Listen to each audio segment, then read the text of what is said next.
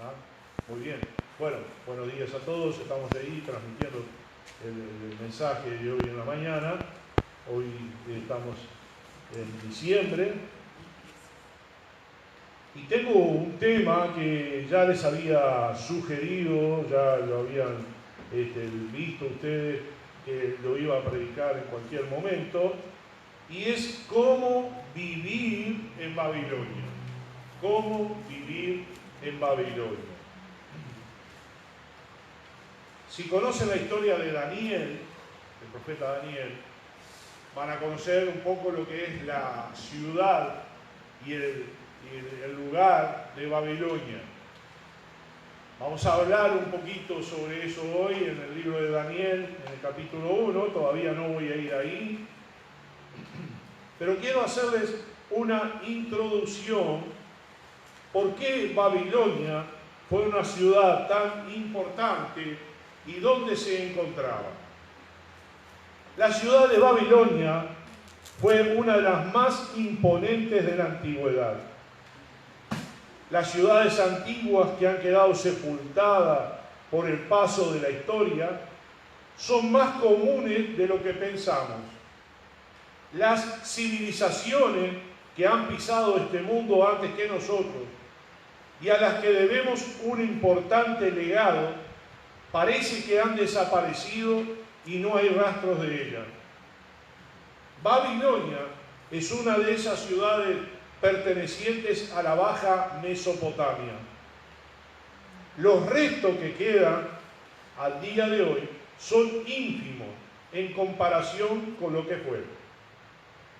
Una de las maravillas, de las 7 maravillas del mundo antiguo, son los jardines colgantes de Babilonia.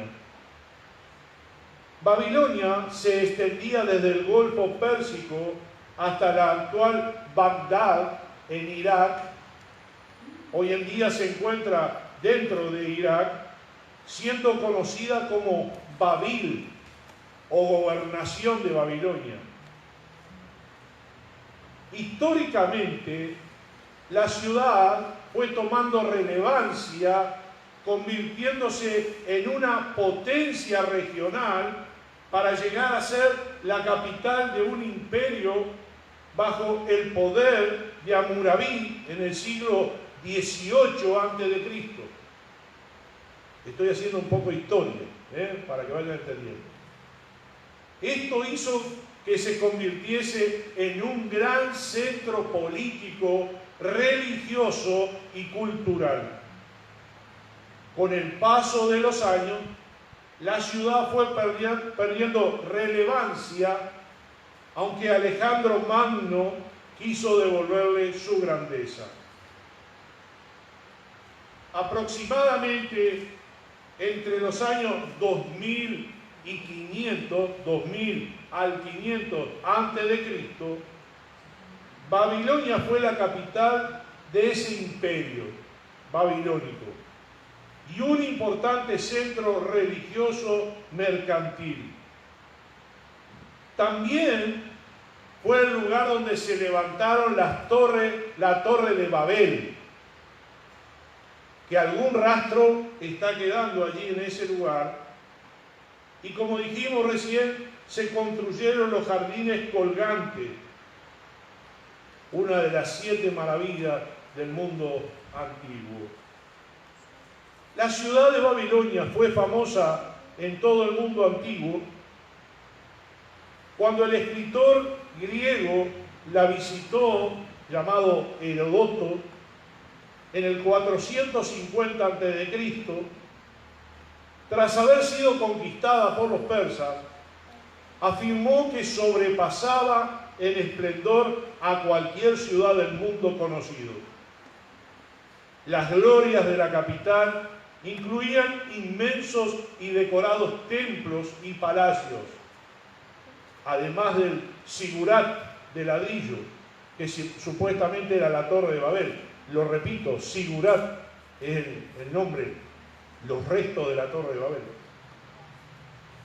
Babilonia se encuentra en Irak, 88 kilómetros al sur de la ciudad de Bagdad. Entre el año 1899 y 1913, Babilonia fue excavada por el arqueólogo alemán Robert Koldewey y su equipo. Ladrillo a ladrillo fueron reconstruyendo lentamente la imagen de la antigua ciudad. Su investigación sacó a la luz a Babilonia, tal cual había sido en sus años finales, durante el reinado del rey Nabucodonosor II, que era el hijo de Nabucodonosor, que está en el libro de Daniel. Ahí se encuentran las ruinas de la Babilonia de Nabucodonosor y los restos de la ciudad de esas épocas. No fue hasta que el general babilonio derrotó a los asirios en el 626 a.C., cuando Babilonia recuperó su antigua gloria. Él y su hijo Nabucodonosor reconstruyeron la capital y la transformaron en la más bella ciudad del Medio Oriente antiguo. La capital de Nabucodonosor ocupaba una extensión de 850 hectáreas, más grande que muchas ciudades modernas. En su apogeo vivían en ella 250.000 personas. La ciudad, rectangular, estaba rodeada por una doble línea de muralla. La exterior tenía 26 metros de grosor. La interior era igual de maciza, pues Herodoto nos dice que por el camino de una y otra podían pasar 2 carros tirados por 4 caballos cada una. ¿Cuáles eran las características de Nabucodonosor? Ese lugar donde 8 puertas de bronce en Babilonia daban paso a la ciudad, la más magnífica de ellas era la puerta de Istar. Sus muros y acceso estaban decorados con brillantes ladrillos vidriados de color azul, además por relieves de animales que representaban a los dioses babilónicos. Istar, la diosa del amor y la guerra, estaba representada por un león. Adad, el dios de la tormenta, estaba representado por un toro. Un grifo representaba a Marduk, que era un dios importante, además del patrón de la ciudad. En época de Nabucodonosor, el río Éufrates atravesaba la ciudad, dividiéndola en 2. Ambas mitades estaban comunicadas mediante un puente de piedra. La parte occidental vivía en la casa de la mayoría de los ciudadanos, mientras la parte oriental estaban los templos y los palacios. El palacio de Nabucodonosor estaba cerca de la puerta de Istar, conocida como la maravilla de la humanidad. Se construyó en torno a 5 patios y sus muros estaban decorados con ladrillo vidriado. En el suelo de uno de los patios, los arqueólogos encontraron una inmensa escultura de un león pisoteando el cuerpo de un hombre. La estatua simbolizaba el triunfo de Babilonia sobre sus vecinos.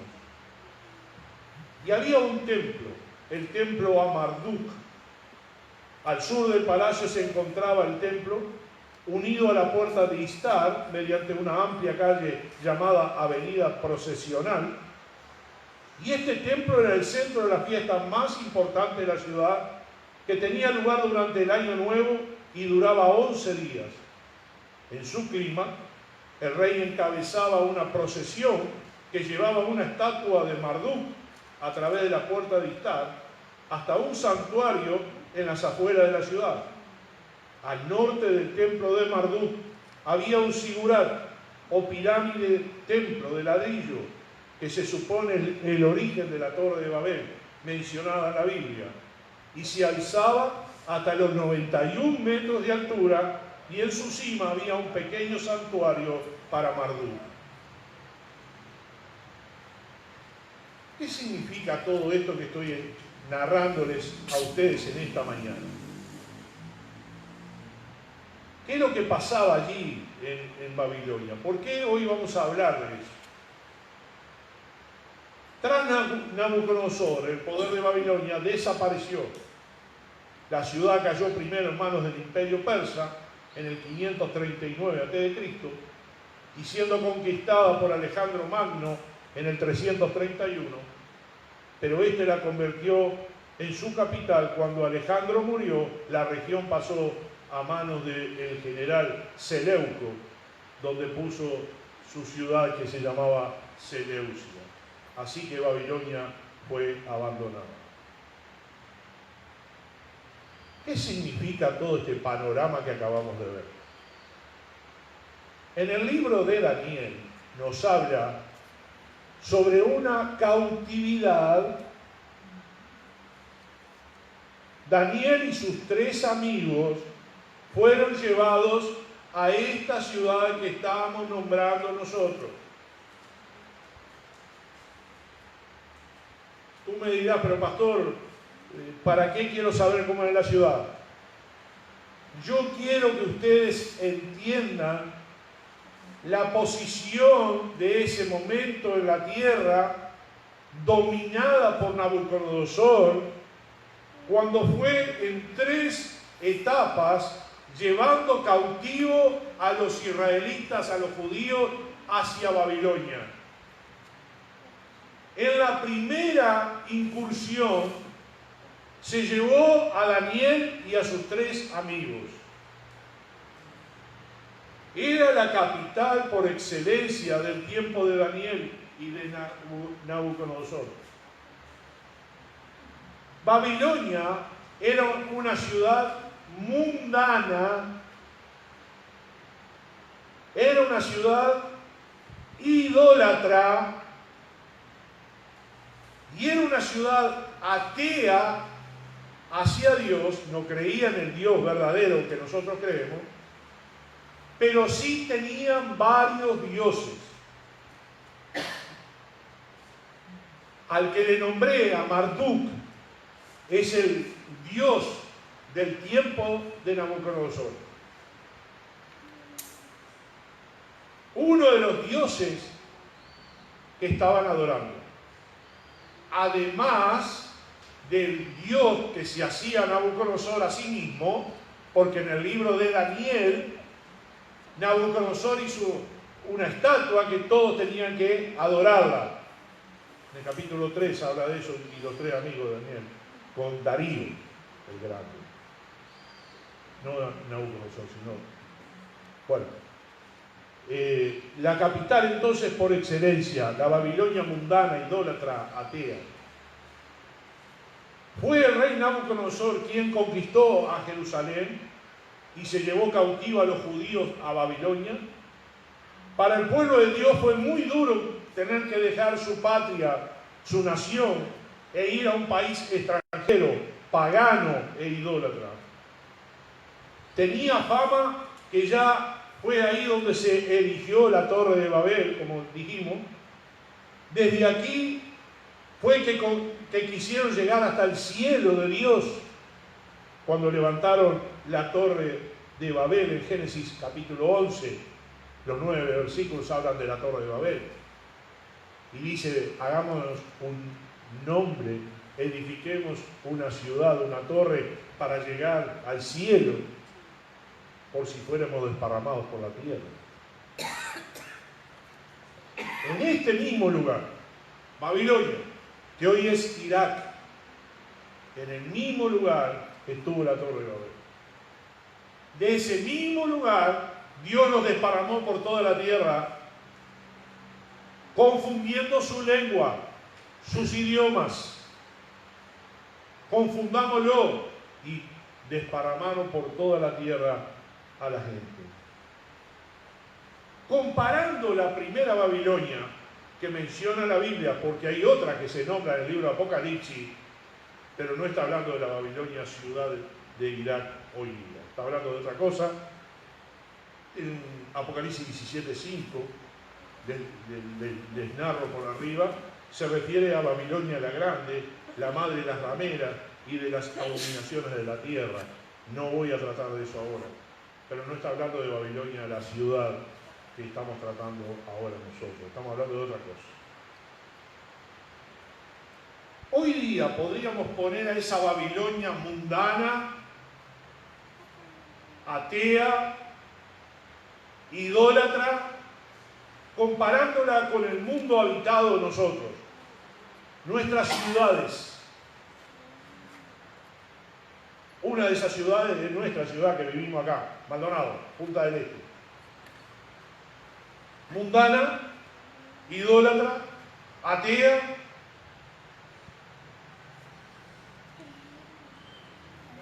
Muchas de nuestras ciudades son símbolo de prosperidad y mundanalidad, lejos de Dios. Todo pasa por el dinero, la tecnología, el bienestar personal de cada uno, buscando, como dice la Biblia en Filipenses 2:21, buscando cada uno lo suyo propio, viviendo a bienestar personal. Cuanto más puedan disfrutar la vida, como si no hubiese otra vida. Hay que disfrutar la vida. En aquellos tiempos bíblicos, en el libro de Daniel, nos cuenta de él y sus 3 amigos. Daniel, que significa Dios es mi juez, probablemente de sangre real, fue llevado a Babilonia entre los cautivos hebreos. Él y sus 3 amigos, como dice el capítulo 1, muchachos. Daniel quizás no tendría más de 12 años cuando fue puesto en preparación, según la etiqueta oriental, para ser un cortesano.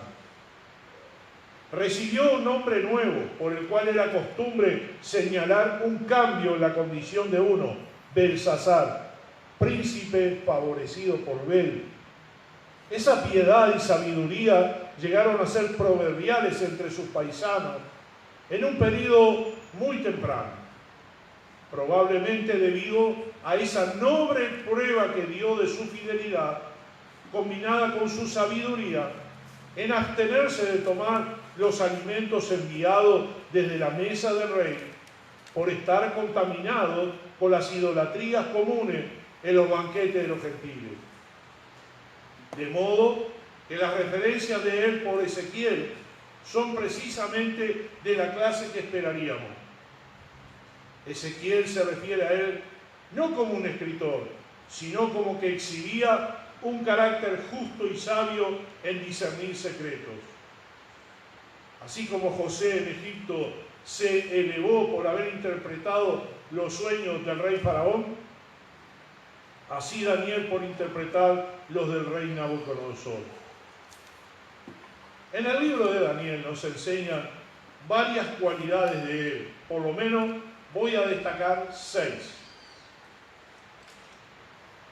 La primera cosa que vemos en Daniel 1:8 es dominio propio. Daniel 1:8, dominio propio. Dice, y Daniel propuso en su corazón no contaminarse con la porción de la comida del rey, ni con el vino que él bebía. Pidió por tanto al jefe de los eunucos que no se le obligase a contaminarse. Dominio propio. Adelante de Daniel se le veía una fiesta, comida con carne, comida suculenta. Y Daniel menospreció esa comida, no le interesaba esa comida por estar ofrecida a los ídolos. Y para él, como hebreo, sabía muy bien, jovencito, 12 años, 13 años quizás, jovencito, ya sabía discernir entre lo que era bueno y lo que era malo. Hoy en día a los que tienen esa edad le decimos adolescentes. Qué importante tener dominio propio. Porque lo que te pueden ofrecer delante de la mesa puede ser ofensivo para Dios. Daniel tenía valor y así lo enfrentó en el foso de los leones. No le importó ir a orar cuando había una ley de Darío que decía que cualquiera que orase a todos a cualquier dios, a cualquier persona, debía ser echado en el pozo de los leones. Daniel tuvo valor para enfrentar la muerte porque sabía quién era su Dios. Dominio propio primero, valor segundo, integridad. En el capítulo 6, versículo 4, integridad. El otro era 5, 22 y 23 de Daniel. Integridad. 6, 4 de Daniel. Entonces los gobernadores y sátrapas buscaban ocasión para acusar a Daniel en lo relacionado al reino, mas no podían hallar ocasión alguna o falta, porque él era fiel y ningún vicio ni falta fue hallado en él. Daniel, ¿qué tenía? Integridad. No se dejaba llevar por el mundo habitado en aquel momento. Cuando yo les presenté al principio del mensaje lo que era la ciudad de Babilonia, estamos hablando de la mejor ciudad del mundo habitado en aquel tiempo. En la más próspera, en la que había más tentaciones, en la que había más oportunidades, en la que cualquier persona habitada quisiera estar en Babilonia porque ahí había prosperidad económica, bienestar para sus alimentos y su vida. Pero era una ciudad alejada de Dios, de nuestro Dios, con mayúscula.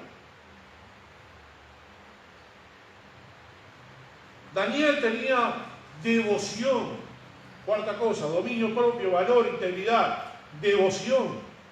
Ahí mismo en el 6:10 dice, cuando Daniel supo que el edicto había sido firmado, entró en su casa y abierta la ventana en su cámara, que daban hacia Jerusalén, se arrodillaba 3 veces al día y oraba y daba gracias delante de su Dios, como lo solía hacer antes. Daniel era devoto. ¿Qué significa ser devoto? Oración. Orar, estar en contacto con Dios, con su palabra, devocional, oración, lectura bíblica, meditación, preparación. Daniel no permitió que las leyes de aquel país lo alejaran de Dios. Usted ve todo lo que estoy tratando de traer a la luz, ¿no?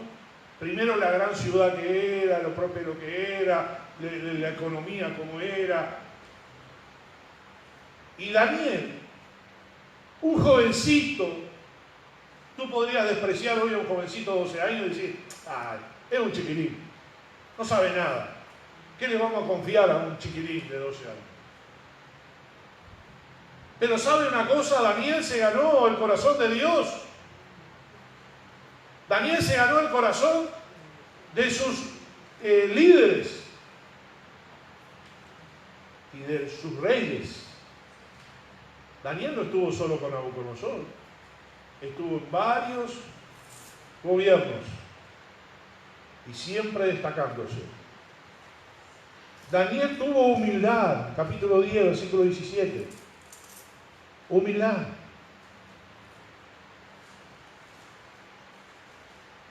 Dice, ¿cómo pues podrá el siervo de mi Señor hablar con mi Señor?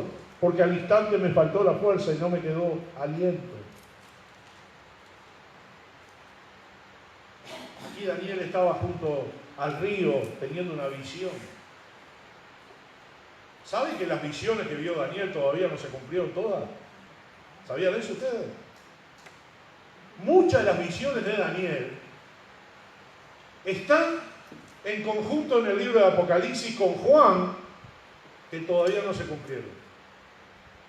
El profeta Daniel. Quiero que entiendan esto. Daniel ya desde niño decidió amar a Dios. Daniel de niño decidió despreciar al mundo. La riqueza, la mundanalidad, las grandes comilonas, los banquetes. Daniel puso en su corazón, como dice el versículo 8 del capítulo 1, propuso no contaminarse, no solo con la comida, sino con el mundo habitado de aquel entonces. ¿Ustedes saben lo que es ese valor para un cristiano? Luego Daniel, por último, tuvo visiones espirituales. Ahí mismo en el capítulo 10, dice el versículo 5, y alcé mis ojos y miré, y aquí un varón vestido de lino y ceñido sus lomos de oro de Ufaz. Su cuerpo era como de berilio, y su rostro parecía un relámpago, sus ojos como antorcha de fuego, y sus brazos y sus pies como de color de bronce brunido, y el sonido de sus palabras como el estruendo de una multitud. Y solo yo, Daniel, vi aquella visión, y no la vieron los hombres que estaban conmigo, sino que se apoderó de ellos un gran temor y huyeron y se escondieron. Daniel tuvo el privilegio de ser una persona que tenía la visión espiritual. Cuando hablamos de Daniel, me imagino que tu corazón, y principalmente los muchachos, los jóvenes, estarán pensando, la chica, qué lindo poder ser como Daniel. Qué lindo ser como ese Daniel de la Biblia. Qué lindo ser como los amigos de Daniel en el capítulo 3, cuando ellos no se arrodillaron frente a la estatua de Nabucodonosor y fueron echados en el horno de fuego. Prefirieron enfrentar al mundo, pero permanecer fieles a Dios. Y fueron rescatados del horno de fuego. No claudicaron frente a las amenazas ni del peligro de la muerte, sino que dieron testimonio de su fidelidad. Cuando comenzamos el mensaje, vi un título, y el título era, ¿cómo era? Fuerte. Babilonia. No. Vivir. ¿Cómo? Vivir en Babilonia. ¿Qué ejemplo tiene usted en la Biblia de que hubo 4 muchachos que vivieron en Babilonia, pero no se contagiaron de Babilonia? Usted tiene la historia de Daniel y sus 3 amigos, Sadrach, Mesach y Abednego. La historia bíblica dice que ellos estuvieron en una ciudad próspera, idólatra, mundana, pagana. Pero ellos no tuvieron temor de enfrentarlo, no se desanimaron, no se suicidaron, no dejaron su vida espiritual y fueron al mundo porque era tanto la presión que había en el mundo. ¿Cuál fue la actitud de estos muchachos? Hemos hablado de lo que significa la ciudad, cómo algunos de los hebreos permanecieron prefiriendo ser fieles a Dios y a su palabra. La primera cosa que encontramos en ellos fue fidelidad. Fueron fieles. La fidelidad, a pesar de las circunstancias contrarias, nos lleva a permanecer en Dios y en su palabra, en sus mandamientos y en sus caminos. ¿Será que el mundo es tan fuerte, la influencia, que a los cristianos los arrastra? ¿Será que todo lo que nos rodea es mayor que el poder de Dios para permanecer obedientes a Dios? ¿Será que el mundo presiona tanto para que yo sea uno más de ellos? ¿Será así?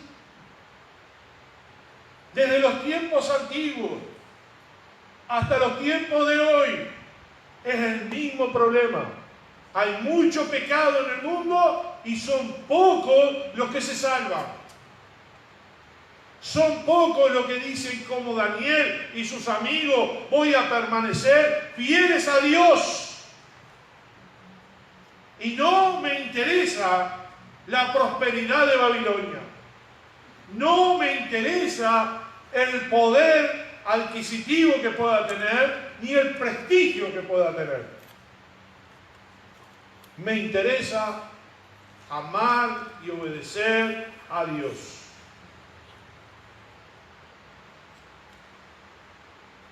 La segunda cosa que vemos acá es que ellos estudiaron la lengua del idioma de aquel país. Y Daniel se preparó en leyes. Acá vemos a un Daniel profesional. Es profesional Daniel. Se preparó y estuvo en el gobierno. Y fue gobernador. Y luego, cuando estuvo Darío, también fue gobernador. Y cuando llegó las oportunidades, Daniel siempre estaba preparado. ¿Qué hizo Daniel, jóvenes? Estudió. Daniel se preparó para ser un gran hombre. Ahora, ellos venían de Israel, de los judíos, tenían la lengua hebrea y tenían que aprender un nuevo idioma y servir a reyes paganos y estar en las cortes y los palacios de los paganos. Pero no se le pegó nada. No se le pegó la mundanalidad. No se le pegó el egoísmo, la arrogancia. Daniel y sus amigos llegaron a permanecer fieles en Babilonia a Dios dentro del país más próspero que había en aquellos tiempos. Soportaron la presión que se ejercía en cuanto a los ídolos en oposición al Dios verdadero. Vemos a los tres amigos de Daniel en el capítulo 3 en el horno de fuego. Vemos a Daniel en el capítulo 5, creo que es, en el foso de los leones. No importa si tenemos que enfrentarnos a la muerte. No importa si tenemos que ser avergonzados. No importa que nuestros compañeros se burlen de nosotros. No importa que nuestros vecinos nos señalen con el dedo. No importa que en las redes sociales nosotros manifestamos de Dios y amamos a Dios y nuestros propios familiares y amigos están en contra de lo que dice la palabra de Dios. No importa. ¿Qué importa entonces? Ser fieles al Señor, estudiar, prepararse, ser disciplinados. En tercer lugar, Daniel y sus amigos fueron muy valientes al defender su fe, enfrentando a las principales autoridades, gobernantes y reyes. Daniel y sus amigos, cuando jóvenes, ya tenían un corazón que se había decidido a obedecer a Dios antes que a los hombres. Confiaron en el Señor desde su niñez, juventud y adultez. Los vemos en todas sus edades, testificando valientemente y enfrentando a las leyes paganas.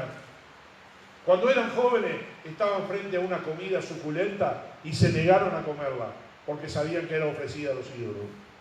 Cuando eran mayores en sus creencias religiosas, ya estando frente a la gran estatua levantada por Nabucodonosor, o por la ley de Darío de Media en el capítulo 6, de no orar y adorar a otro Dios que no sea Él, y ahí viene el foso de los leones. Y lo vemos siempre un hombre de Dios, que Dios le dio mucha sabiduría, profecía, visión espiritual. Todas esas 6 cosas que hablamos hoy. En el libro de Juan, para concluir nuestro mensaje, en el libro de Juan, capítulo 17, el versículo 9. Y todo, muchas veces lo he nombrado, y es la oración intercesora del Señor Jesucristo antes de padecer. Él oró por sus discípulos. Juan capítulo 17, versículo 9 al 18. Yo ruego por ellos, no ruego por el mundo, sino por los que me diste, porque tuyos son. Y todo lo mío es tuyo, y lo tuyo mío, y he sido glorificado en ellos. Y ya no estoy en el mundo, mas estos están en el mundo. Y yo voy a ti, Padre Santo, a los que me has dado, guárdalos en tu nombre, para que sean uno, así como nosotros. Cuando estaba con ellos en el mundo, yo los guardaba en tu nombre. A los que me diste yo los guardé, y ninguno de ellos se perdió, sino el hijo de perdición, para que la Escritura se cumpliese. Pero ahora voy a ti, y hablo esto en el mundo, para que tengan mi gozo cumplido en sí mismo. Yo les he dado tu palabra, y el mundo los aborreció, porque no son del mundo, como tampoco yo soy del mundo. No ruego que los quites del mundo, sino que los guardes del mal. No son del mundo, como tampoco yo soy del mundo. Santifícalos en tu verdad, tu palabra es verdad. Como tú me enviaste al mundo, así yo los he enviado al mundo. Creyente, ¿qué tienes que ver tú con el mundo de hoy?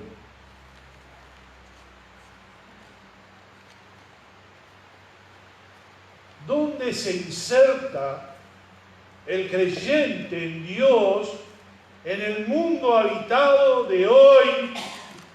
Como la Babilonia antigua, el mundo habitado de hoy está lleno de los mismos pecados de la Babilonia.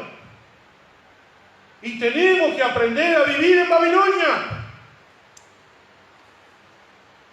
Tenemos que aprender a ser fieles al Señor, devotos al Señor, con honestidad en nuestra vida, con decisión en nuestra vida, perdiendo aparentemente siempre, siendo juzgados por el mundo, siendo mal mirados. Hoy en día en nuestro país no nos golpean por ser cristianos, pero en otros países sí, los matan, los asesinan por llevar el nombre de Cristo. Daniel tenía dominio propio, Daniel tenía valor, Daniel tenía integridad, Daniel tenía devoción, tenía humildad, tenía una visión espiritual. ¿Qué nos falta a nosotros para vivir en este mundo? ¿Qué te falta a ti, cristiano, para darte la oportunidad de ser un ciudadano en Babilonia, pero salvo y preparándote para la vida eterna? Jesús dijo, no son del mundo, no te ruego que los saques del mundo, no te digo que los quites del mundo, sino que los guardes del mal. El mal está, la mundanalidad está, la idolatría está, el egoísmo está, la vanidad está, las ofertas de Satanás están. ¿Qué vas a elegir tú? ¿Qué decisión vas a tomar en la vida? ¿Qué camino vas a tomar tú, jovencito, mayor, adulto? ¿Vas a seguir a Cristo? ¿Vas a tomar la decisión de ser fiel al Señor? ¿O vas a permitir que la presión del mundo te aleje de Dios? Hoy en día veo a creyentes escribiendo en Facebook, alabando a los cantantes mundanos, alabando a los artistas del mundo. Veo cómo se inclinan sus corazones lejos de Dios. Dios es primero. Y somos salvos por medio de la sangre de Cristo que nos limpió de todo pecado. Alejémonos del mundo. Estamos en el mundo, pero tenemos que ser la sal de la tierra, la luz del mundo. Nuestra luz no se puede apagar, ni nuestra sal tiene que desvanecerse, sino que tiene que permanecer. Debemos vivir en Babilonia, pero la Biblia nos enseña que estando en el mundo, no pertenecemos al mundo, ajenos al mundo. Como dice en Hebreos capítulo 11, versículo 13, vamos a leerlo, Hebreos capítulo 11, versículo 13, Hebreos 11, 13. Conforme a la fe murieron todos estos sin haber recibido lo prometido, sino mirándolo de lejos y creyéndolo y saludándolo y confesando que eran, ¿qué? Extranjeros y peregrinos sobre la tierra.